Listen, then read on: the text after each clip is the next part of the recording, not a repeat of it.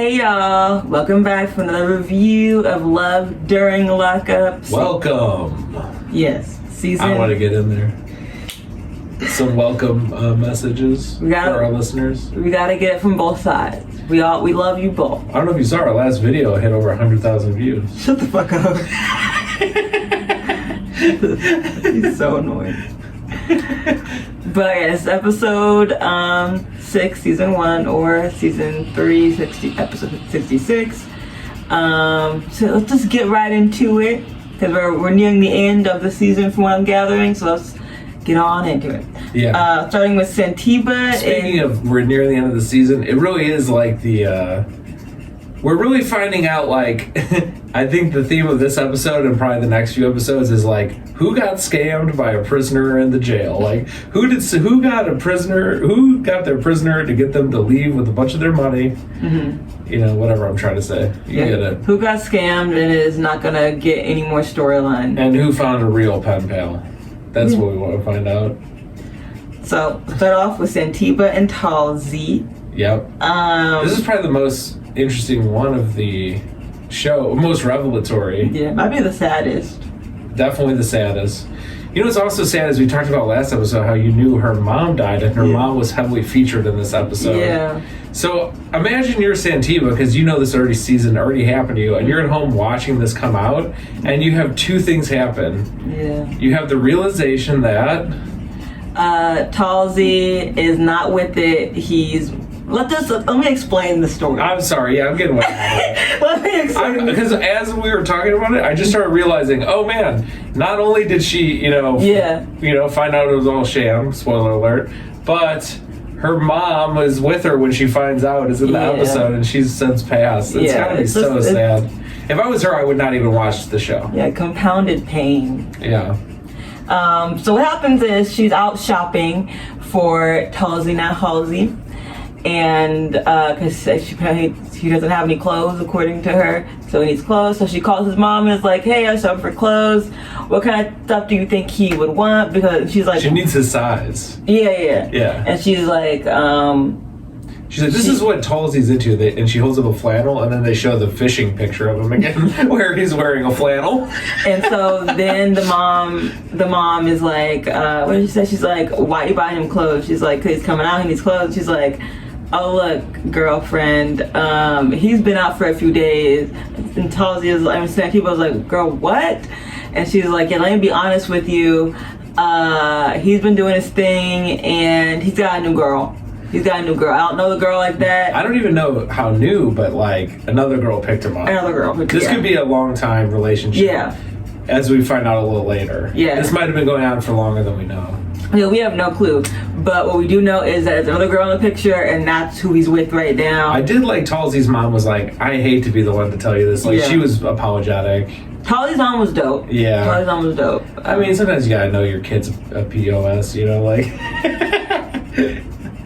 That's how I feel about Cran sometimes. Yeah. No kidding. Cran is not a piece of shit. Cran is the shit. And then we find out how foreshadowing it was that we always saw him fishing. What is he doing? Catch and release, baby. Mm-hmm. He's getting all these fish. They said that when Michael Jackson was looking for girls. Yeah! We just watched some video. And apparently when Michael Jackson was like looking for girls, allegedly, he would call it fishing. Yeah, and he called women fish. Yeah. He's like, ooh, there's a lot of good fish here. And the video was really trying to prove that he was straight, like really hard, where it's almost like when a guy is trying to prove he's not gay, how gay he sounds. That's how this video made Michael Jackson seem. Yeah, it wasn't a good look. It made Michael Jackson seem gay. Look how into women he is. And then he's like, ooh, I like you, girl. I'm fishing for you. You're a good fish. But in the next scene, we get Santiba meets up with her couple of her friends, and they're just trying to start mess, really. And she's like, yeah, I gotta move on, and he's like, and then the friend is like, oh, well, we gotta see what went down. Let's do some research. Let's get on Facebook. And they realized she got blocked, by the way. She got blocked by Talzi. She got blocked by Talzi. Like, oh my god, I can't find his account. Yeah. I can't find it. It's so naive. You're blocked. And then it is so sad. And the friend essentially is like, well, let me see what's going on. And so she looks it up on her account and finds out that he has a joint account with his girl and that they are engaged. Which, who has a joint account, by the way? Every guy who has a joint account with his girl is a guy who is not trusted by his girl. They're like, I can't trust you with your own message inbox. Like, I gotta share one with you so we can see. Need a. That's so cringy. You need an assistant on your account. That's so cringy to have a shared account. Yeah. Like, you're just like telling everybody, this guy is trying to cheat. This guy's trash, he's gonna cheat, so let me just hold it down. So, yeah, and of course we know he's at least involved with 2 women, so. Yeah. Even if it was just scamming Santiba for money, which I think it probably was. Yeah, I think so. I mean, remember you mentioned that like she had to pay him like $10 to do what? She said in a little interstitial one time, she goes, one time I had to pay him $10 extra to talk dirty to me in like an email. Yeah. Which is like, he's a hooker at that point. Like, men aren't like that. Like, women you have to pay to get them to have sex with you, regardless of whether they're prostitutes or not. Are you allowed to say prostitute anymore? Sorry I said that. Sex worker. So at any rate, women you have to pay that $50 regardless? Yeah, pretty much. You gotta make sure you show them you have money. I'm just joking. I'm just trying to make Neuro mad. He's so fucking annoying. I don't know how I deal with this. Pray for me. But it is sort of true that men definitely should not be paid. Men are the ones who are supposed to bring all the, the woman has the egg, which is like, she's creating the building, the shelter around the child, and you go, man, what can you bring to help secure the egg? Yeah. And the man's like, I bring sperm. Where is this going? I forget what I'm saying, but you see, it's a metaphor, and we hunt and you gather.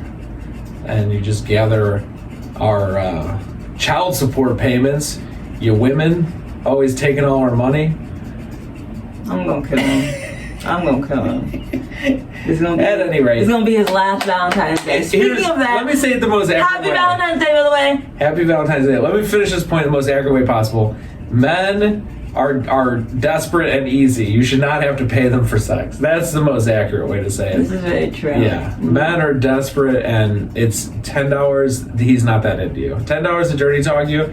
These men will send you pictures of their whole naked body without being asked. Why do you have to pay to have them dirty talk you? So that's the point I'm trying to make, and roundabout way. I'm out of it right now.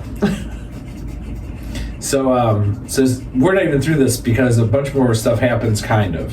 They have the joint account, and then this was a moment that was very funny to me, is her friend goes, oh, her phone number is on here, which I don't know who puts their phone number on their Facebook account, but this woman had her phone number on her Facebook account, and she goes, we should call it Wait. Santiba, it's up to you if you want to call it or not. And Santiba's like, I don't think I want to call it. I think I just want to move on from this whole thing. Like, she's just dealing with real emotions, apparently. And her friend's like, but we can't let him get away with this. So she immediately is like, it's up to you. Unless you say what I don't want. Then I'm going to try and convince you to call her. And then they do indeed call her. I don't think she answers. No, it just goes to voicemail. And I think the voicemail's not set up. Yeah. So, and they're like, ooh, she's dodging us, as if she has any idea they exist. Yeah. And then Santiba was just like, I need a minute. Will the cameras please go away? And they don't. They don't go away. No, they follow her down the street. They never go away. They never go away. Reality TV, sign away your respect and your privacy. Yeah, we were watching a sad documentary yesterday, and the guy's like, can I have just 10 minutes and I'll come back? And they're like, yeah, whatever you need. And we were laughing like, if this was Love After Lockup, they'd be chasing him down, trying to like... You need nothing. Zoom in on the tears. Zoom in on the... Yeah. So it was funny to see, a humanitarian thing on TV. Don't check your messages. It's my mom. I know, we have to finish. Sorry. Focused. Let me just text her very focused. Oh my god. I'm not cutting this out. Okay. Anyway. I don't edit these. Alright, anyway, next is Haley and Dalton. Dalton. I like saying it, Dalton. So Haley and Dalton, essentially, Haley meets up with Dalton's mother. Yeah. Right? And off the bat, Dalton's mom is weird. Yes, she talks in a weird voice. Yeah. Her voice makes her seem evil to me, but then everything she said I agreed with. No, I agree. Yeah, she was like, oh, Haley, you're having an issue with Dalton? Oh, all the issues I told you would happen? Yeah. Basically, in a nutshell, she's just like, in her weird awkwardness, is just like, we had already told you not to get involved with him. It makes sense that he wanted this $500 from you, and this is what's going on, because he told you you have to give him any money, because when that happens, he starts tricking and fooling around and being messy, and look what happens, tricking around, fooling and being messy, and now you look stupid. Yeah, and she's saying it just like straight up, and it's like Haley's not even listening to her, because Haley's like explaining her point, like as if she says it's gonna come true. She's like, I didn't want to believe it. I thought love would prevail, and blah blah blah and blah blah blah. And it's like, all right, why are you explaining this now? You were wrong. Like, just it's time to start accepting it. It's like she's still denying it, I think. Right. Like, I mean, I feel like she's gonna get screwed over by this guy at least one more time. I agree. You know, like the way she's doing this, where she's like, my middle name is Naive, and the mom said the greatest thing. She's like, if he loves you, you should be able to not give him money, and then he would still love you. A pretty basic concept, you know. If somebody loves you, they shouldn't care if you have money or not. And she goes, well, my middle name must be Naive. Yeah, that was so stupid. It was just like, I guess, bitch. It felt like a prepared line. It really did, and it's like, it wasn't a good prepared line. Yeah. It was like, prepare something better. And she says for like the third time, I didn't put any of my money aside for my kid. Yeah, I said I spent more money on him than my kid, and it's like, stop saying that, boo-boo. It looks bad. It looks so bad. It looks bad. It's like, oof, oof, oof. Yeah. Stop saying that. It's not cute, and it's like, we get it. You've been kind of a bad mom. I know. If you don't put any money aside, how is your son gonna afford a hair dye? And probably piercings. I see him as being a big piercing and tattoo guy in the future. What are you gonna do? Dye my hair blue? If you watched Darcy and Stacy, yeah, that was great. That was the highlight of the show I've ever seen, probably. But I thought for Haley and Dalton, I think. Maybe. I believe so. Yeah. So that's what we're speeding through. Next we have Gabby and Chris. You're going out of order. No, this is it. Oh, okay. Gabby and Chris. Oh, I see. Gabby and Chris, so Gabby. This was vague. I'd see if you could even remember. I bet you don't even remember. I have an idea. Gabby goes to New York to meet up with Chris's mom and sister. Yep. And Chris's sister. Is this the first time meeting her mom, or was that last episode? Last episode. So kind of picks up. She's still meeting with the mom. Yeah, and then she meets the sister as well, and her and the sister go to a hotel, I think, and then they're gonna meet up. Try to see Chris in the next day or so. And basically, Chris's mom and sister are just like, we don't really trust her. They're suspicious. And then when Gabby and the sister are off on their own at the hotel, Gabby's like, well, the mom seemed to be nice to me, and sister just like, okay. Yeah. And the part I loved from this part that got me stoked was she goes, what do you? She goes, I forget the exact order of events, but basically Gabby straight up asked, you think I'm just with Chris for his money? And she goes, yeah, that's what we think. Just straight to her face. They're sharing a hotel room. That was awesome. That was super cool. And she was rolling a joint. Yeah. While she said that. Yeah. You just came out of nowhere and got a free car. We don't trust you. The sister was dope. I fucked with her. Yeah, I like her too. What else happened? I think we just got more background on Chris, that she claims that he's very generous and gets taken advantage of a lot. Yeah. Which that's we saw some more pictures. True. They didn't look refried, but he looked refried. One thing I thought too is that something about Gabby is one thing I sort of picked up on is she keeps on making this claim everyone's gonna see. Mm-hmm. Everyone's gonna see, and that to me is becoming the theme for this. Yeah. This story is basically, are we gonna see her actually be in love with him and everything she claims, or is she taking advantage of him? I guess we're gonna see. You know what's weird is like I sort of believe both. Like I sort of believe Gabby is in love with him, or she thinks she's in love with him, and at the same time, I totally believe the parents. Like, yeah, she's probably just using him. Like, if you hear one side or the other talk, I can't really decide whose seems more. Yeah, I can see both being possible. Yeah.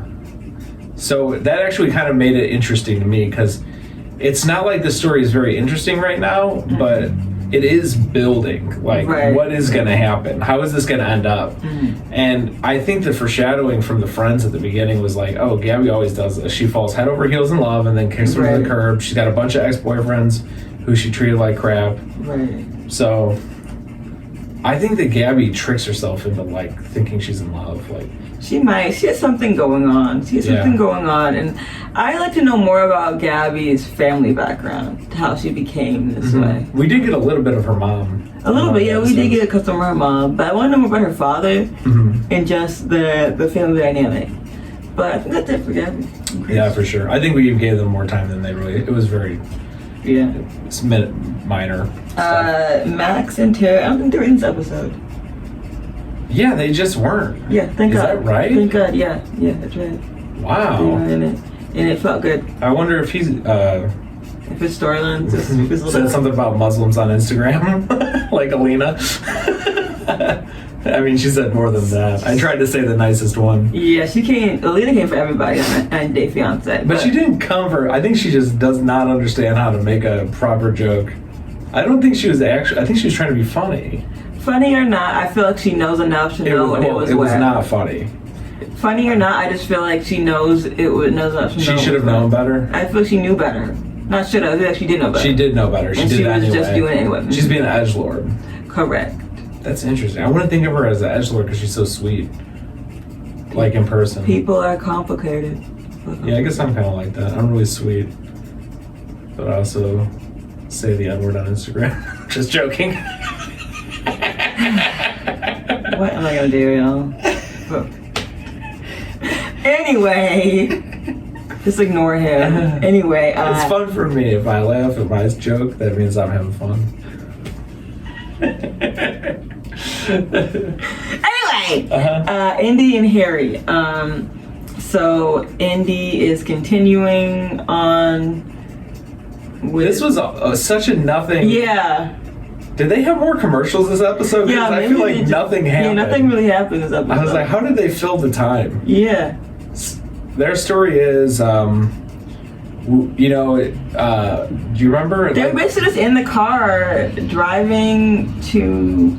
All right, so let's get there, because there was also one scene that I remember, which I love the scene where she's like, Mom, could you help me pick out a dress? And the mom is like, without a doubt, that one. Yeah. Because I just wish anything went that smooth in my life. Like, we need to make a decision, and we're not just like scrolling through restaurants on DoorDash for an hour. It's like, that one. All right, got it, good. I love how sort of decisive they are, even though that also seems to be a root of a lot of their conflicts. Yeah.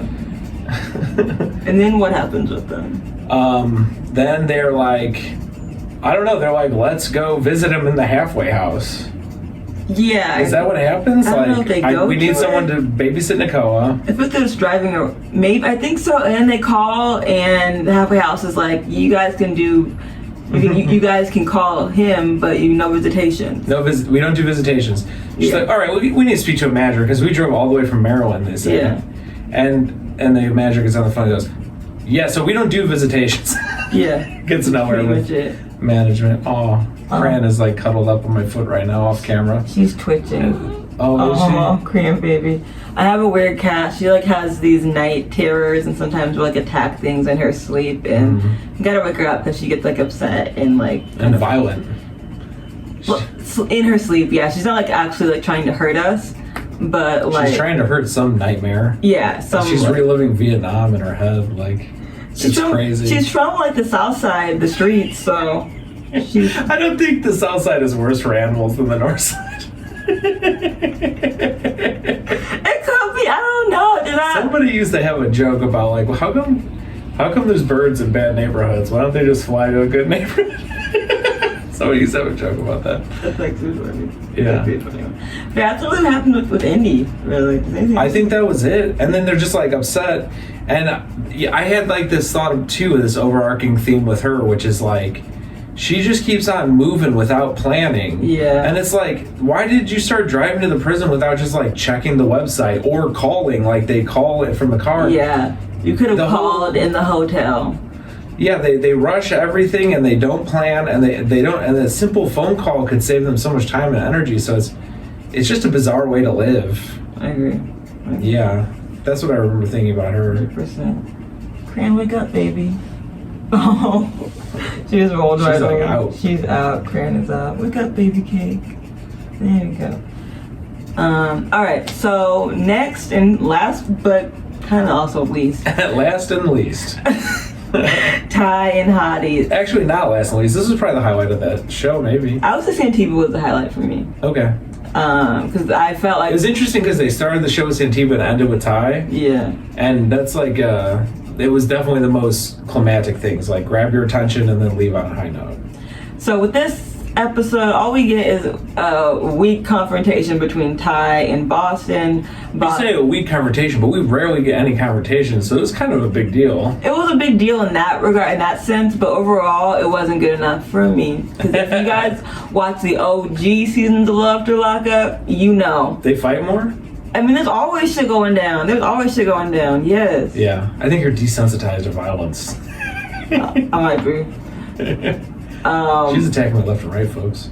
She's brainwashed and thinking that violence is how you get your way. Pick Cran up. So, Ty and Boston, they were supposed to have the showdown at the salon. Ty left. She's like, I want to meet on my turf, which is in front of the a funeral home. The funeral home she works at. Yeah. Well, that's weird because you work there. You want to... It's like you're gonna end up. Ty is like begging to get fired. Taking calls while she's operating on a corpse and... Yeah. So they meet up and they try to throw. This would be a great Street Fighter background, you know, like in front of the funeral home. Yeah. Yeah, that's awesome. That'd be great for like a fighting video game. You good, Cran? He's just trying to pull away. She's fucked up in your sweater. She's got her claws stuck in me. Cran. Sorry, you gotta... The look on her face is so nonchalant. She's like, what? Cran got all stuck. What? But what was I saying? Oh, so yeah, basically Ty and Boston confront each other, and they're just like, "What's up, bitch? What's up, bitch?" And then Ty is like, "They don't even what's up, bitch." I thought this was super smooth. Ty goes, "Let me explain. You're not doing it right." It's like, yeah. They don't call each other bitches. She go, "Are you Boston?" Oh, right. It was so smooth. She's like, "Oh, are you Boston?" Yeah. She goes, "Yeah," and then she swings. Right. There's like no words said. But it's no swing. I thought I'm thinking it's not a fucking swing. It's just a it's like how cats fight. Yeah. It was like a slap fight, kind of. It's a cat fight. At one point, Ty did a move like this. Yeah. It was like a hammer move. Yeah. It was a bad fight. Yeah, it was bad. weak. That's what I was trying to get at. It was just weak. Ty did break 3 nails. I don't know how. Because nothing was fucking happening. Yeah, they kick off their shoes. Some producer lady tries to break up the fight. It looks way too out of shape to be breaking up the fight. Way too out of fight. They need a security guy or something, not just like a normal person. Yeah. And that's really it. Well, I do want to say about the Boston Ty thing.